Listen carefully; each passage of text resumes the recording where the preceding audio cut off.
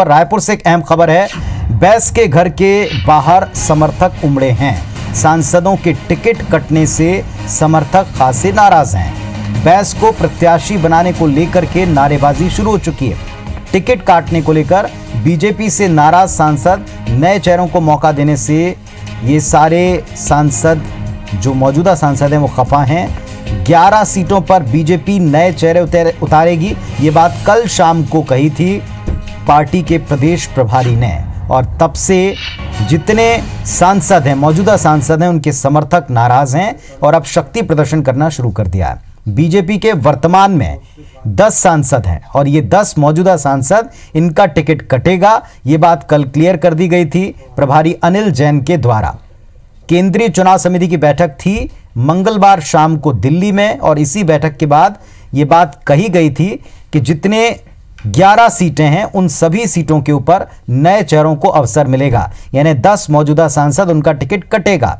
इस बयान के बाद से लेकर अब लगातार सियासी गलियारे में, खास तौर से भारतीय जनता पार्टी में काफी हलचल है। सांसद दिल्ली का रुख कर रहे हैं, जो मौजूदा सांसद हैं उनके समर्थक शक्ति प्रदर्शन कर रहे हैं। रायपुर में सभी सांसद जमा होकर एक रणनीति पर काम भी कर सकते हैं। तो इस समय की एक बड़ी और अहम खबर आपको बता दें, रायपुर में सारे समर्थक जमा होने शुरू हो गए हैं। रमेश बैस जो मौजूदा सांसद हैं रायपुर से, उनके घर के बाहर उनके समर्थक जमा हुए हैं।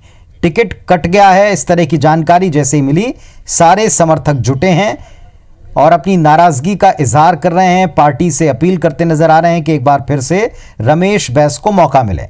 कल शाम को ही अनिल जैन जो पार्टी के प्रदेश प्रभारी हैं, उन्होंने ये चुनाव समिति की बैठक, केंद्रीय चुनाव समिति की बैठक, उसके बाबत ये जानकारी दी, ये निर्णय के बारे में जानकारी दी कि अब की बार बीजेपी की प्रदेश इकाई ने ये कहा है केंद्रीय इकाई को कि 11 सीटों पर नए चेहरों को अवसर दिया जाए, यानी जो मौजूदा सिटिंग जो सांसद हैं 10, उनको बदला जाएगा, ये साफ तौर पर कह दिया गया। और तब से लेकर अब तक बीजेपी में काफी हलचल है।